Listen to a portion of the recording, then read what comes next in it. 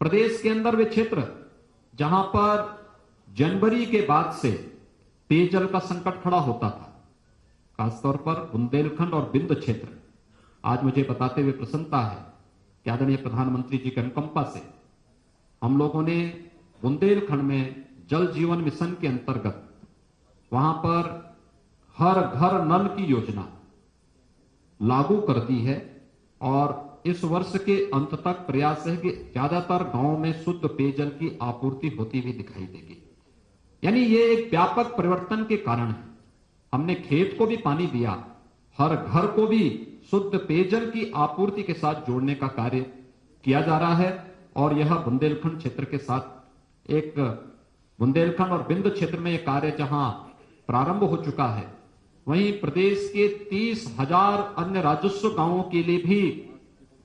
जल जीवन मिशन के अंतर्गत शुद्ध पेयजल की आपूर्ति के लिए डीपीआर की कार्रवाई अंतिम चरणों में चल रही है और बहुत शीघ्र इन 30,000 गांवों के लिए भी पेयजल की आपूर्ति की कार्रवाई जल जीवन मिशन के अंतर्गत लागू करने का कार्य प्रदेश सरकार करने जा रही है। ये केवल पेयजल की स्कीम लाना नहीं, 10 वर्षों तक वहां पर इस योजना को सफलतापूर्वक संचालन करने की जिम्मेदारी भी उस कार्यदायी संस्था को निभाना है, जो कार्यदायी संस्था इस स्कीम को वहां पे लागू करेगी और यह कार्य यहां पर हम लोग प्रदेश के अंदर सफलतापूर्वक लागू किए हैं। प्रदेश के अंदर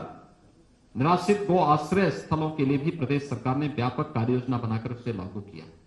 मुझे बताते हुए प्रसन्नता है कि हम लोगों ने इस संबंध में 3 स्कीम पहले से ही लागू की है, जिसमें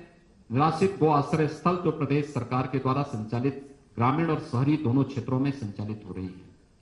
जिसमें 5.5 लाख से अधिक गोवंश हमारे पास पहले से निराश्रित गो आश्रय स्थलों में है। दूसरी स्कीम हमारी इसमें है जिसमें सहभागिता योजना के अंतर्गत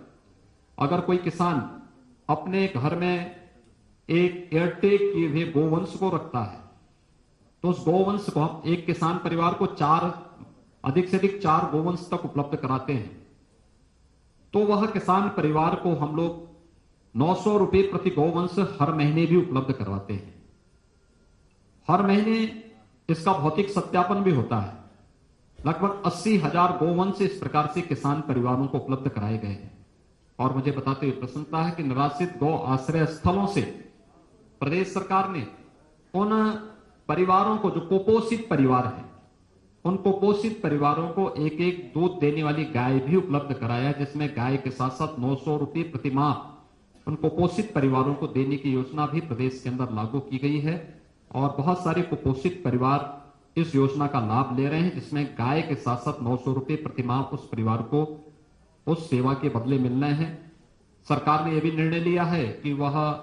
हर न्याय पंचायत स्तर पर निराश्रित गो आश्रय स्थलों की स्थापना के कार्य को युद्ध स्तर पर आगे बढ़ाएगी। एंटी भूमाफिया टास्क फोर्स ने प्रदेश के अंदर इस दौरान अच्छा काम किया। 60,62,000 से अधिक जो वाद थे उसका निस्तारण किया। 54,000 हेक्टेयर से अधिक लैंड को भूमाफियाओं के कब्जे से मुक्त कराने में हमें सफलता प्राप्त हुई और ये भूमाफियाओं के कब्जे से छुड़ाई गई भूमि ये हमारे लिए प्रदेश के अंदर निवेश के लिए एक लैंड बैंक का भी काम की, लेकिन साथ साथ यह उन गरीब परिवारों को जिनके पास अभी तक अपना आवास बनाने के लिए कोई भूमि नहीं थी, उन्हें भूमि का पट्टा वहां पर उपलब्ध कराने में भी हमें मदद मिली। प्रधानमंत्री जी की प्रधानमंत्री स्वामित्व योजना के माध्यम से प्रदेश के अंदर 2 लाख से अधिक भू स्वामियों को उनकी जिस जमीन पर उनका मकान है उसका स्वामित्व के कागजात भी उन्हें उपलब्ध कराने में सफलता प्राप्त हुई।